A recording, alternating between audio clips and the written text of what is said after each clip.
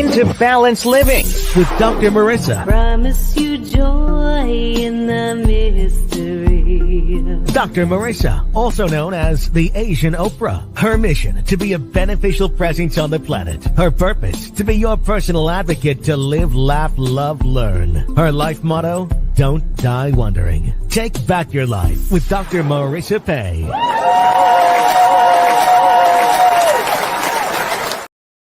And welcome. You're tuned into Take My Advice. I'm not using it. Get Balanced with Dr. Marissa, the morning show here on NBC News, CNBC News, and NBC Sports radio station KCAA, home to the Asian Oprah, AM 1050, FM 106.5, streaming everywhere, iHeartRadio, Spotify, Stitcher, iTunes, TuneIn, Audible, Tiki Live, Amazon Music, GeoSan, Podchaser, Rumble, and more. And I am your hashtag positively opinionated host here in studio with my fabulous Thursday Straight Talk with Dr. Marissa co-host, Sam Works. Welcome back to the studio, Sam. Hold on. Where is she? There is she.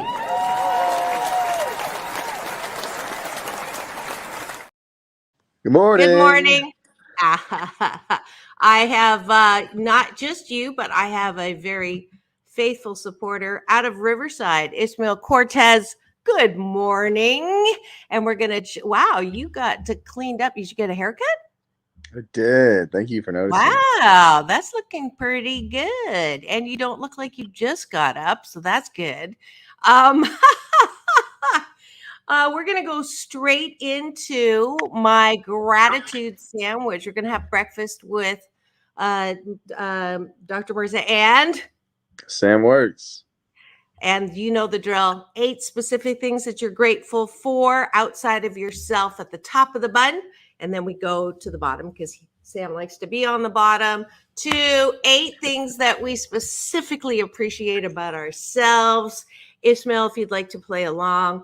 Those of you who are driving, do not try to put anything in the chat. But once you land, make sure you go to my streaming platforms, Facebook, LinkedIn, but most importantly, YouTube, that houses all 908 shows. Unbelievable. I can't believe we hit that 900 milestone, on towards 1,000. So grateful to all of you. That's my first gratitude for continuing to support this show about hope and happiness. They said it wouldn't last, but they were wrong. And I'm so glad. All right, Sam, your gratitude? You know, I'm grateful that spring and summer has not came just quite yet, you know, because when summer hits in Southern California, it really hits pretty hard, pretty tough. So I'm not looking forward to it. This rain is, you know, I can deal with it for a little longer. So. All right. I am grateful that I finally found a wonderful detergent, and I'm going to hit them up for a sponsorship before I say who it is. That my towels smell really good. I thought my towels were like a little bit funky, but it was actually the detergent. So I'm grateful for that. Okay. You know, I am grateful to actually be able to sleep underneath the roof, because imagine sleeping outside as some of these people do out here. It must be very tragic. So I'm grateful for that. I'm grateful that I have lost the weight that I gained in Canada +1. So I'm down 36. And I know I waited to do that with Sam because he's an advocate for me to be slim and trim. I'm trying to get there too, you know. You know, I am grateful that I have the free will and ability to just, you know, do what I want in terms of, you know, if I need to take a day off, I can, you know, and that's what I did yesterday. So good for you. And my last gratitude is I did as well. Well, I took a half a day off. I never take a full day off because I have a show every day. Right. So, but I played Mahjong yesterday and I won. I won like big. Like, and it's not even for money. I prefer to play with the $20, but there's something, I just love winning. I think it's one of my favorite feelings. So I won first place yesterday. Nice. Congratulations. If I had the Thank button, you. I'd click the button for you. Oh, okay. Well, we'll do it later. Go ahead. Okay. Last gratitude for you, top of the bun. Probably, probably gum. Gum? Oh, that's a Yeah, new one. keeps your breath smelling good. And, if you're hungry, you just chew on some gum for a little bit and it kind of postpones your hunger. So, Did you know that gum, not guns, gum is illegal to chew in Singapore? in Singapore, Uh-huh. I lived there for a year. My dad was a professor, so we got to live in different countries every 6 years with this sabbatical. And when I was 13, I lived in Singapore, and they don't import it. You also get a fine if you spit in public. So the reason why gum is illegal is because people, chew and then spit it out, and it gets all over. So interesting, huh? wow. So there's no gum in Know that, Singapore. right? I That's bet pretty you cool. didn't know that. I didn't. That's cool. Yeah, right.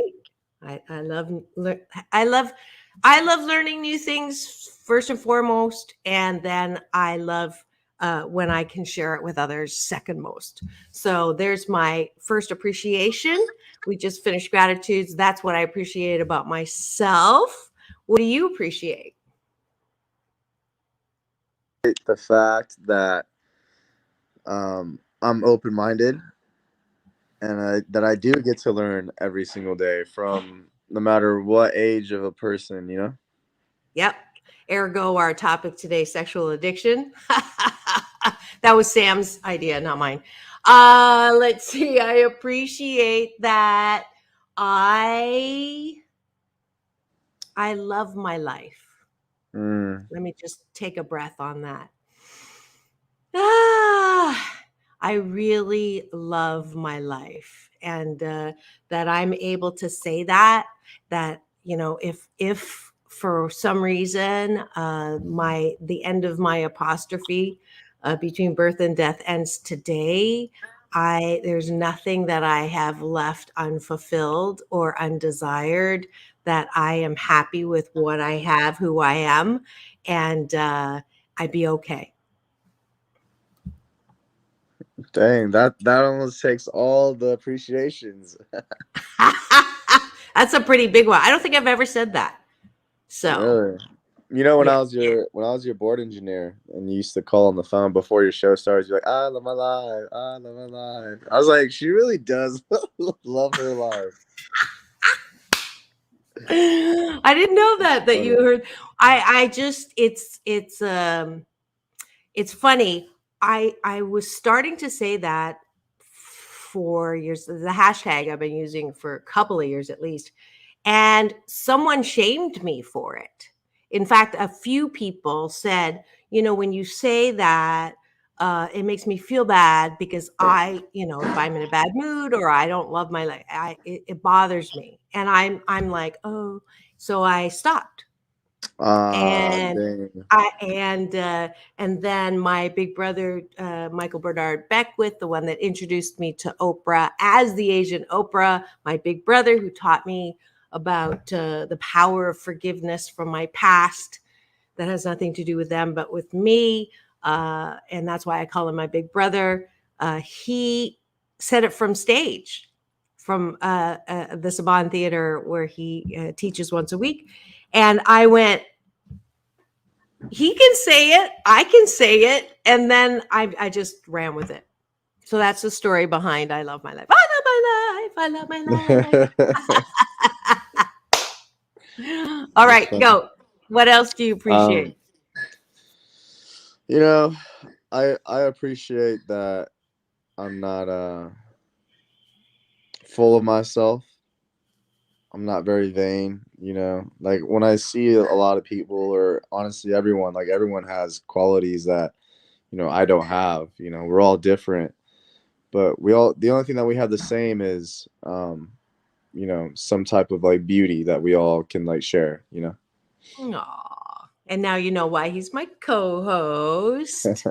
I appreciate that. I meet so many amazing people, and I am so appreciative that there must be something good about me because I attract good people Mhm. because like attracts like. So, all Right.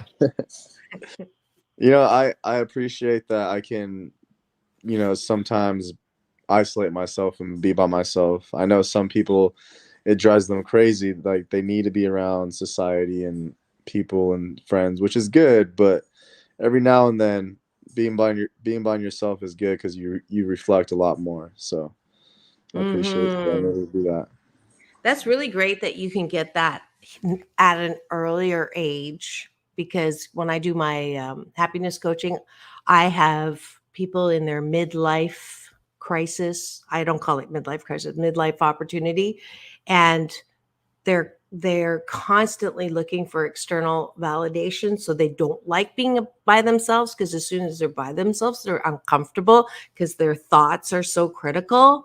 So kudos to you, Sam, that in your 20s you already have that. That's like such a huge thing, I think, for I think because the younger generation watched the older generation struggle with that became more important, and Mhm. self-awareness and self-reflection, which is, by the way, the year of the rabbit, symbolizing in the Chinese horoscope this year. That's what it's all about. So kudos to you. My last appreciation is that I know how to roll with it. I got hit. My car, I didn't tell you this. What are the chances that a young man who literally just got his license in the mail that day, who's 18, tears out of a spot in the parking lot of the Target Center and and I'm like, honk in my I had stopped, honk, because obviously he didn't see me. And I thought he would see me in time and he didn't. He went so nice smack on the right side of my front bumper and nice tear in the fiberglass. So I I was like, what are the chances that he literally got his license that day? And he was there getting a job interview. But he got a job interview, and to his credit, he took full responsibility, which was wonderful. And his mom had insurance. So I rolled with it, and I didn't let that, ruin my day. I Well, didn't even that talk about it that much. So well, that's good. yeah. But that kid should not Yeah. be skirting off in the parking lot, though. I mean, Well, the good thing is I said the sun, there's a certain time when the sun is setting and it may have gotten in his eyes. And I said that to him and he goes, nope, no excuses. It's my fault. And I went, okay, that's pretty cool. Right? All not right. bad. Last appreciation from you before we start talking about sex and addiction. Oh, Woo! I appreciate that I'm not a sheep. I'm not in the herd with Ah, everybody else. 'Cause I think we're you're all following. bad. I think we're all following in the wrong direction, in the wrong path, and I appreciate that I'm taking my own path. So, So, what path is that? Would you say is the bad path? And then we can segue into our topic today. So, for those of you who've just tuned in, you see who's in studio. So, it's Thursday, our special series, Straight Talk with Dr. Marissa Sam works. and we talk about everything, including, since we're sort of into the weekend, this is an extension of my old series that I used to do when I was only on once a week, which is sexual healing with Dr. Marissa.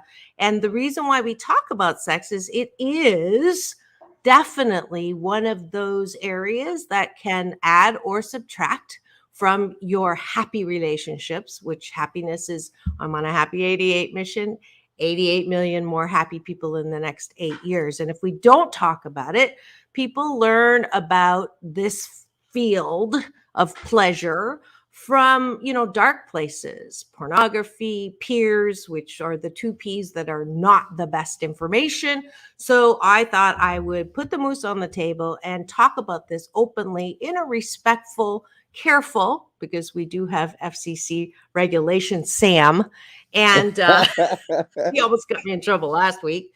So that's why we're talking about it, in case you've just tuned in and wondering, it's a little early to be talking about this, isn't it? Yes and no. So what about sexual addiction or sex in general would you say reflects your statement just now of, I'm glad that I don't go along with everybody else's thoughts about sex and sexual addiction. So go. Well, I think it's just becoming like, apparently it's becoming more and more important in today's society about, having certain sexuality traits like a big butt or, nice racks or whatever. I'm trying to keep it radio appropriate. But also on the guy side as well, you know, there's a thing called pair bonding when, two virgins, they lose their virginity for the first time together, and that creates a strong bond between each other because sex is not supposed to be passed around like hugs or high fives, like sex is something that you exclusively do with your partner. But a lot of people, they're starting to do it for fun, for the thrill, and there's no separation between, you know, having something special and then just put into society, you know? And I feel like a lot of relationships get ruined because everything is based off of sexual attraction nowadays, you know? And like you now have to compare yourself to everybody because everybody's getting compared with each other rather than just having someone with them and then that's it. You know what I mean? Because if you like this, one of I'm my trying. friends. I'm trying. I'm trying. Yeah, I'm very trying. Let's back up for a second. So one thing at a time. I just it's amazing to me that I learn. I mean, it's not amazing. It's great that I learn terms that I've never heard of. Probably more so on this show than any other show. Although my daughters do help me with this. Pair bonding, never heard of it. Virginity, I have. But pair bonding is literally a new term, right? I mean, Mhm. I haven't heard it before. You can chat and tell me if I'm just the only one in the dark, but it's really fascinating to me how this particular generation, I call them the keyboard generation because they've made hashtags famous. We never used to use hashtag except for a number sign and at signs, and now these terms around relationships, polyamorous. What are some other ones that we were talking about before? I mean, just all the Pansexual. pansexual, all this stuff, and now pair bonding. That's amazing. Okay, so pair bonding is when and so do you like look for someone to do pair bonding for? Is that the No, I reason why mean you it's use the term? okay. Here's the reason why pair bonding is important. Okay, because sex is like sacred in a sense, right? You shouldn't be using sex for everything or for everyone. That shouldn't be like your daily thing for everybody in society, right? It should just be with one person. Okay. So like even in the Bible they say like to be virgins until marriage. And then when you guys do have sex for the first time, that's called pair bonding. And then there's chemical reactions while you're having sex and endorphins and all this stuff happens. And it's supposed to be like special, right? Like you're not supposed to be handing that out to everybody. And if you continue to do that, it's almost like it just gets easier. right? For you to like, okay, if you have sex with one person and then, you know, they fall in love with you in that case, but then you have sex with another person, it makes it easier for you to just keep doing that to other people or with other people. And then there's no special bond anymore between you and some significant other because there's nothing else that you guys can have to your own, you know? So Okay. like sex usually is like, you know, the cream on the ice cream or whatever, the cherry on top, the glue in a sense, Literally. right? Yeah. And it's supposed to help, you know, secure a relationship. But now, since people are going out there and just having sex left and right with other people and experimenting with other people, then their desires are no longer with one person, right? So then they're just like, oh, like some people are addicted to sex, so they can't stick with one mate and, you know, just be with them. They have to, like, if they don't like your performance, then they're out, regardless if you're loyal, regardless of, for most things, you know. And then it's something that you can't even have to yourself or with someone else, you know what I mean? Like it just Mm-hmm. gets passed around as if it's like candy or something. Okay. So Sam just like drop the G bomb or the R bomb, the religious angle around this. So I want to just acknowledge that this is not a religious show, and that all that's being said today, I don't think I've ever done a disclaimer, but I think today I need to do a disclaimer that the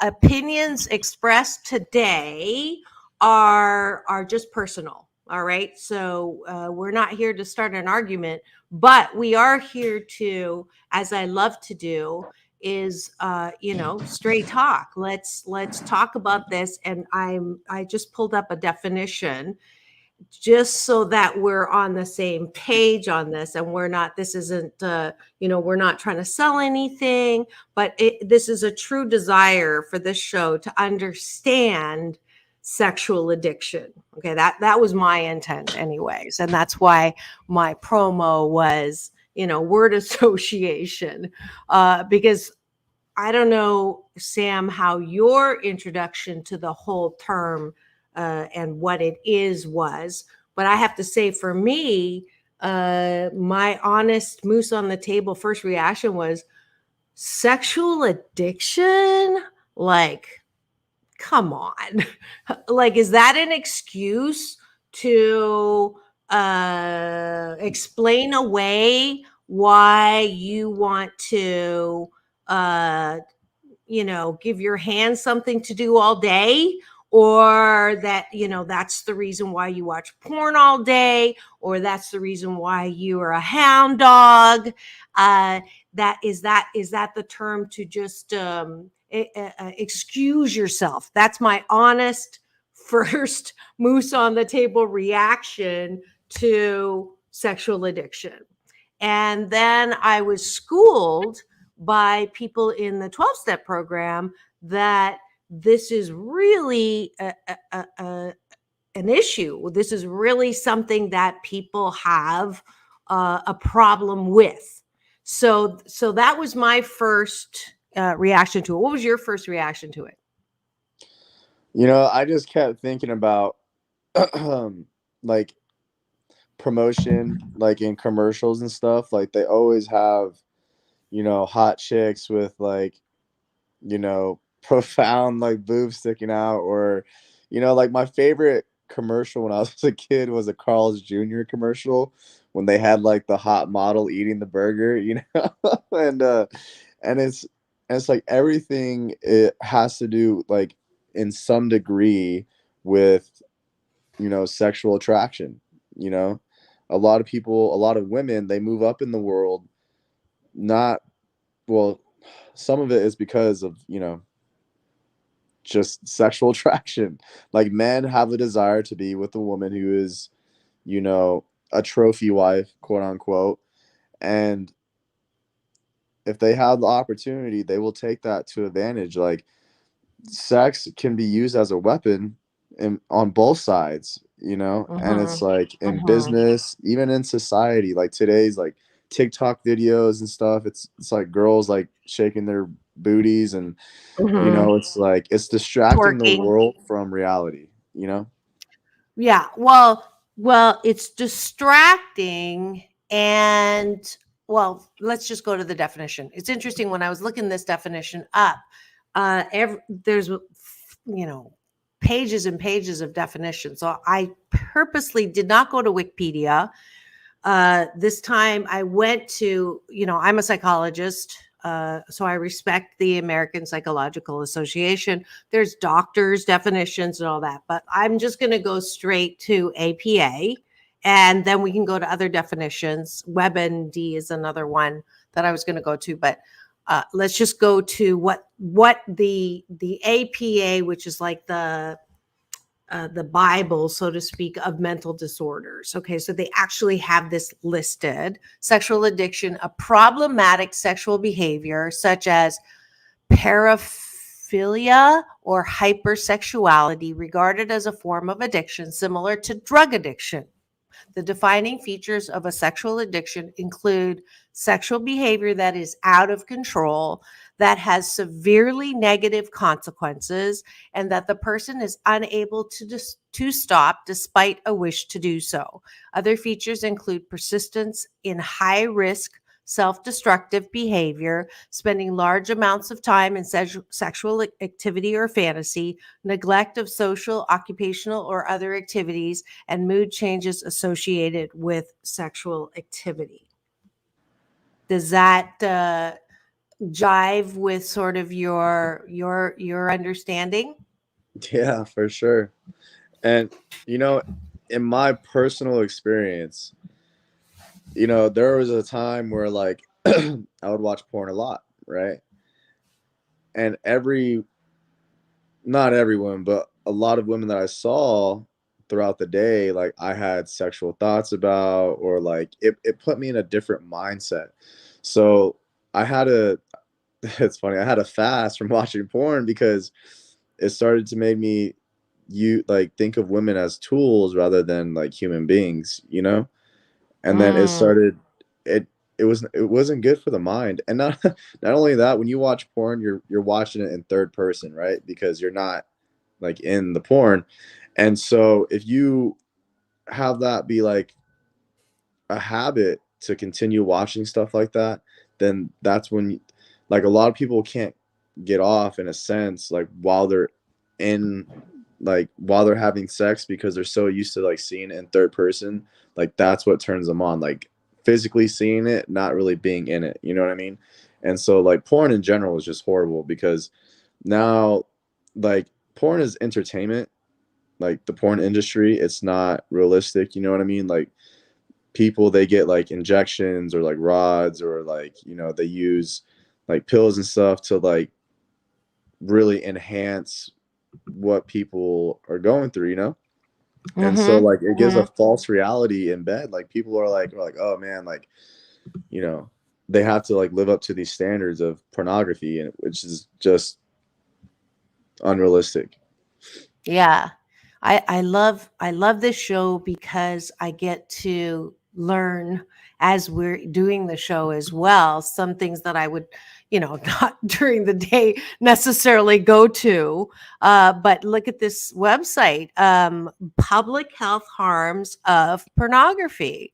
Uh, it says here more than half of the children in the US now own phones. So while the technology offers many benefits to kids, it also provides them with access to hardcore pornography, damaging the development and building the addiction at a very young age. So uh, wow, like frequent FAQs. So there's I'd heard this: Visa must follow MasterCard's lead to stop processing payments for big porn. Big porn receives 50% of profits from advertising. Let's see, pressure the Department of Justice to enforce obscenity law. Pornography Research Spotlights offers the overview of studies. Let's see, what is this? This is what you're saying, Sam. the way that it has affected society or continues to damage, estimating the sex buying behavior of the adult males in US. Okay, so let's see, what is this? What would you think? Found that 1 in every 25 adult male, about 4 million, had purchased sex within the past 3 years. Wow. With 57% of those who purchased sex saying they purchased sex multiple times. Findings suggest paid sex transactions during the 3-year study period may have exceeded 10 million and yielded $1 billion in profit for the sex trafficking industry. Are you surprised? No, I'm not. No, Honestly, I huh? thought it was a little low or a little higher, but Really? yeah. Wow. I'm surprised. Okay, so let's go back here. So one reaction could be, well, yeah, pornography, prostitution, all of that is as old as the beginning of the Bible, right? And that's just one of the ways women can make money or men can make money. And so, there needs to be respect. I actually had an award-winning porn director asked to be on my show years ago when I first started the show. And I declined because he was an award-winning. I didn't necessarily want that to be, the what I was promoting. But the reality is, it is here, and it's only almost oxymoronic when you started talking about it, Sam. Like we say that it's not good. We say that it's not something we want to promote. We say that it's unhealthy for individuals, young, middle, and old. And yet, like you said, most of our advertising, right?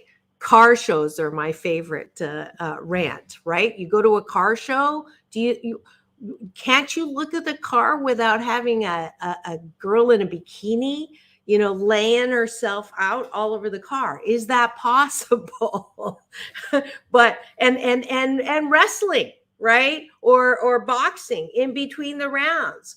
Is it a guy holding the round one? No, it's a Definitely not. half naked, high heel stiletto, bikini clad, giant zonkers walking around with that thing. And so it's like, and feminists too, like, you don't want that. You don't want to be objectified, but then you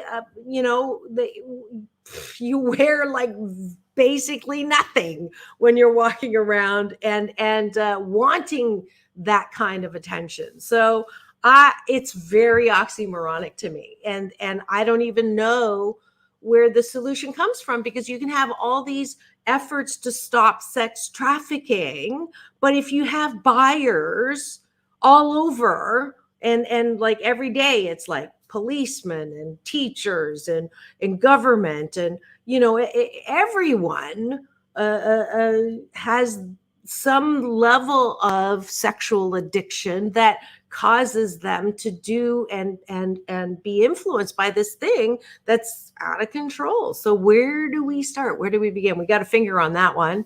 Thanks for tuning in. You're tuned in to Take My Advice. I'm Not Using It. Get Balanced with Dr. Marissa and Happy. And this is the special series, Thursdays Straight Talk with Sam Works, my co-host, and Dr. Marissa. And we're talking about sexual addiction, and we're putting quite a few moose on the table. If you have any questions or comments, please feel free to put them in the YouTube free subscribe comments, or on LinkedIn, or on Facebook. Okay, I went on a little bit of a rant there. Your reaction, Sam? I mean, I don't think there's any stopping it, to be honest. I mean, one degree to another, as long as there's eyes and beauty, then it would be taken advantage of. Like the Muslims in the Middle East, they have the girls wearing they're covered from head to toe, you know, to like prevent people from just being attracted to the body, you know. And I feel like even though men control the world, reality is the women, you know, psychologically. It's more of a mind game than being physical, you know, because I mean, who's the man of the house? Usually the husband, but who really wears the pants? It's usually the wife, you know, like it's the girls, and it's and I'm that gonna like call you. I'm gonna call you stereotyping Sam. I mean, and like there, you know, basically, generally speaking, that's usually how it works, you know. How it has worked. How it Yeah, has worked. Okay. how it has worked, and even now, like a man is not a man unless he has a woman, you know. Like you can have all this success, you can have all this stuff, but if you are lonely and by yourself, if you don't have your queen with you or your mistress or your partner, like there is a incomplete part of you in life that society sees, right? And they're like, okay, why is that, what's your problem? And if you say, oh, I just like being independent, then you might be lying. I don't know because everybody needs somebody in life, you know, whether it's like family or not. But I mean, it says like at a younger age, if you're single, okay, that means two things. Either A, you're not good with keeping a relationship, or B, you're not good at getting a relationship. You know what I mean? Because you can focus on yourself. Like I'm not gonna lie, you can focus on your career, you can do this, you can do that. But as like as like humans, as teenagers, as like people who are sexually, you know, have high libidos and stuff like that, like you're gonna want somebody in your life, whether you say it or you don't, you know. And I'm not I'm not trying to put the moose on the table or anything, but like in my personal opinion, it's like, okay, if I see a guy who's been single for years, I'll be like, okay, what's the matter? You know, do you despise women or you just can't get women? You know, because I feel like every man needs a woman in life. Okay, I'm trying to see the link for what we were talking about before to this.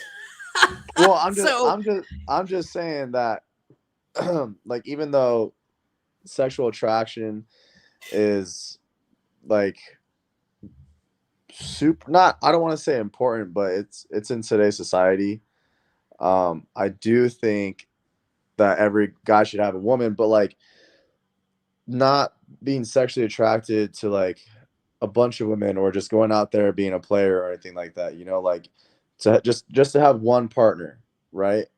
And that can reduce sexual attraction if you just have one partner, but because people are sleeping around and just going off and, you know, trying different candy, like that's the phrase I use, then it just reverts to just doing the same thing and just being with other people, and then just being attracted to the body, you know, because like people can be nice and sweet and you can fall for that, but then like if you are falling for like the physicality, like the beauty of everything of a woman, then your eyes are just gonna keep looking, you know.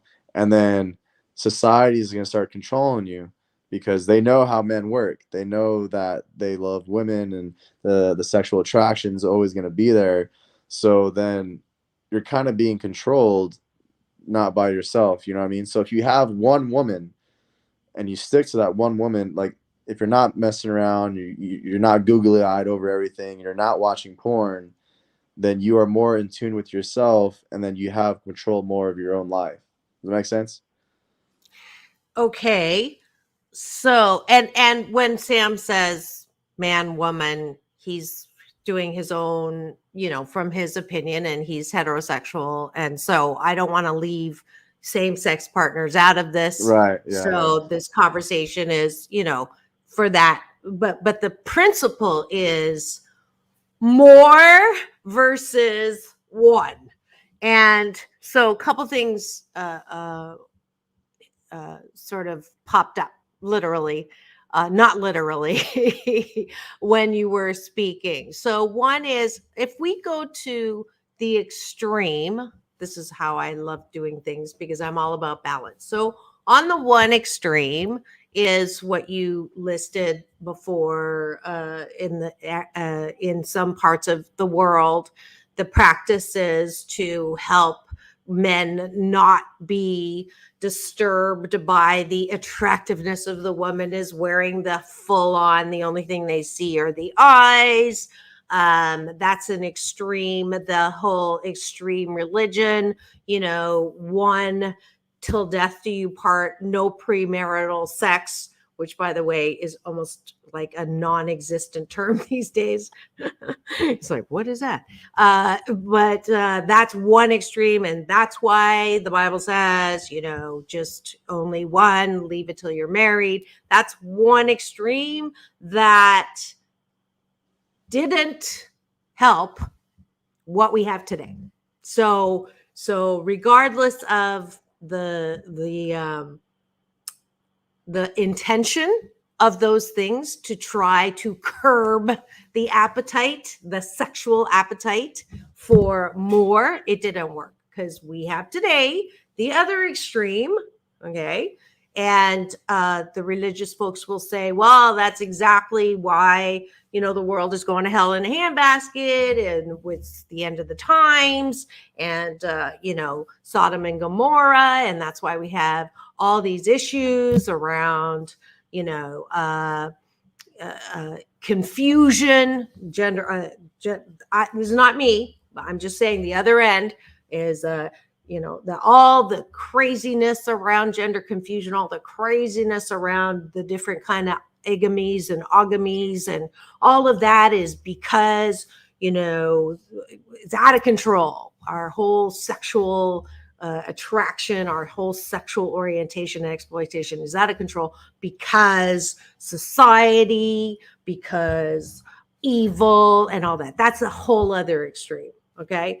So I am not an extremist. I'm all about balance. So if I come to the middle on this and try to put some level of, not logic, because logic is illogical, common sense is uncommon, but right now, and we're moving into solution right to the end of the show, is what can we do individually and collectively to minimize the downside of this thing called sexual addiction? All right. That's the bottom line. We can sit here and talk about this for 10 years about, who's to blame, who's the problem, who to bump off, and but that has never worked. Okay. So I'm going to put the first stake in the ground. I believe that if we start, if you're a parent of a young child, to not talk about sex and not talk about pleasure and not talk about masturbation and not talk about same partner benefits and consequences of losing your virginity, not losing, but having your first, what did you call it? What was that term? Pair bonding. The benefits of all of that, not when they're 6, not even when they're 10, but when it depends, if you have the first inkling that they're already starting to see this or talk about it with peers, that's the time. And I know my daughters will, oh God, Mom, can we have one dinner without talking about a vagina? And maybe I took it to the extreme. All right. But I had candid conversations with them at the age of 11 and 12, because I knew they were talking about it with their friends, and I forced them to, and I didn't necessarily, give them the birds and the bees, but I had the joy of sex. I had, different books, and, when they were, instead of saying, so is there anybody you like, we talked further about attraction and all of that. So I think that's one thing we can do. And that's why I talk about it on the show, is because I think the worst thing is to allow your kid to figure this stuff out on their own. So that's my thing. Go ahead. What did your mother do with you? You know, it wasn't my mother, it was my dad. My dad was like, "Hey, honey, take Rhiannon, which is my sister, take her into her room, go play with her. I'm having the talk with the boys." And I was like, "All right, this is it." Like, I knew what the talk was. I was like, "This is it." And it was me and my two older brothers. And you know, he told us, he said, "Rule number one, don't lay your head down next to someone you can't trust. Number two," he says, "look, I had a lot of women chasing me when I was younger." And I was like, "Okay." And he was like, "but you can't let that go," because then he started like, he was using the scare tactic, right? There's a bunch of diseases out there. There's HIV. You can get a girl pregnant, like this and this and this. So it wasn't more of like, "Hey, you know." And my dad's very religious. His dad, my grandpa, is a pastor, Baptist pastor, and so like he broke it down religiously. He broke it down scientifically. He broke it down in his own experience and all these other ways. And as much as you can educate someone, you know, they are still going to do what they're going to do. And my dad, when I told him, when I was, you know, years went past when I lost my virginity, and I told him, he said, you know, "you boys don't listen." And I was like, "Dad," he's like, "I didn't raise you this way," you know. And it's Mm. like, but you can't, it's hard for your dad to, you know, change your life when the world is what's going to change you. You know, like, he can only give you advice, you know. Take his advice, he's not using it. No, I'm just kidding, I'm just kidding. um Ah.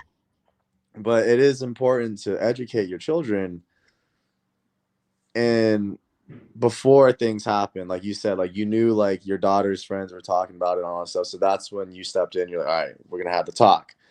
With my dad, like, yeah, he was too late in a sense of, like, me and my brothers, like, we already know what was up, you know. Like, the next day we're in middle school, and we're like, "Dude, my dad finally gave us the talk," and then all our friends are laughing, like, "Bro, da da da da," just talking about it. And it's like, we kind of already know, but it's good to advise your kids, you know. It's, you're looking out for them, because Yeah.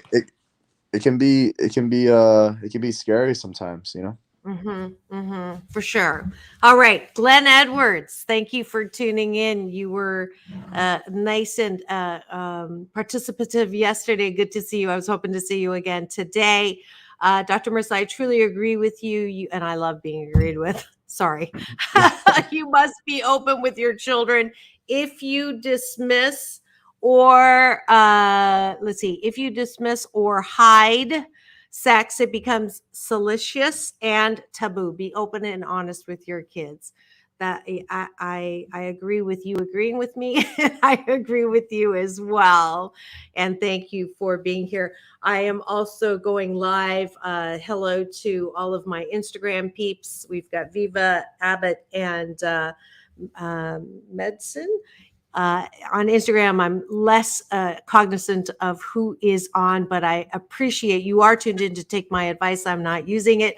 Get Balanced with Dr. Marissa, the morning show. And it is Thursday Straight Talk with Dr. Marissa and my co-host. Sam Works. And we are talking about sexual addiction and how we can minimize it personally and as a society. So let's go to society now. So you said, I don't think we're ever going to change the way that, good morning, Georgia. We're not going to change the way that our society has that oxymoronic, we don't want sexual addiction. We want to treat it. We want to stop sexual exploitation. We want to stop sexual trafficking. And at the same time, how do you stop it when your commercials, the the most popular ones, or the way our sport, even our sports, there's always that accent of the half nakedly clad woman, and or let's go to the men, 6-pack, 12-pack, bare chested male. So it is part of our uh, commercial culture, if I can call it that. And let's go to the personal level. You said, Sam, about women using sex or using, cleavage. Okay, let's just put that moose on the table.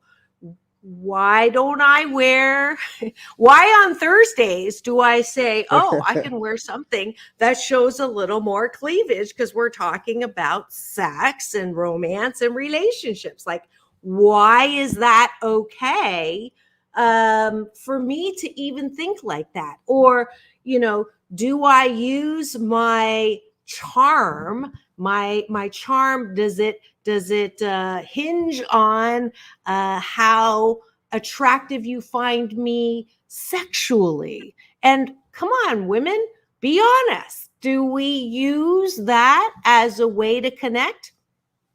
Absolutely. Do we use that as a way to bring more eyeballs? Absolutely. Do not tell me that you don't do that. And I'm going to get it from my younger daughter. No, you dress for yourself. There's a term for that, apparently, that you dress for yourself. And it's true. I do dress for myself first and foremost. Do I think about how that is going to impact the eyeballs on me? You better believe it. I'm being honest. So, do we stop dressing like that? Do we stop? And then that whole looksism, why would I want to lose weight in my mind to be attractive to a guy to start dating? Why wouldn't I just not care? And, or, it doesn't matter what my body size is. Doesn't matter how I look. Doesn't matter if my boobs are showing or not.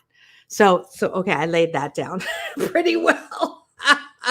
Go ahead. Sam. I'm speechless at this point. Why are you speechless? Well, because I mean, it's just gonna roll over to the next episode. Okay. Yeah, no. This is a really good conversation. I'm glad that you picked this topic because it really does get to the crux of personal responsibility, society's responsibility, our responsibility as parents and individuals. Stay tuned. We'll do part 2 of this special topic, sexual addiction. We haven't even gotten to the parts of the impact of it, but we will get to that next week. I'm so glad that you all join me, especially I keep forgetting to go live on Instagram, but we have to start doing that because there's lots of great interested people in this topic and in this show. So thank you so much for tuning in. Thanks for all of the fingers. Oh, we have another comment here. Can we get it in? Ismail, thank you. Have a nice day as well. Thanks for continuing to support. This is Dr. Marissa reporting live from my living room with my co-host of Straight Talk with Sam Works and Dr. Marissa. We do have, give me your final word. I'm signing off too early here. We have one more minute. I was going to say, stay tuned for next week because it's about to get a lot more juicier. It is? It is. With no need for lubrication. No. Sorry. This is the place to be at 8 a.m. every weekday morning. Tomorrow is my special series, Tempting Conversations with Dr. Marissa and Alan Carter. She's the daughter of the Temptations founder, Otis Williams. So you'll want to tune in for that. Maybe I'll introduce this topic with her as well. But in the meantime, it's all about balance. Peace in, peace out, world peace through, inner peace. Go free subscribe on my YouTube channel. You get this show. You get to stream. You'll get an alert in the morning, as well as my red carpet playlist. But go now and have the best day ever. See you tomorrow.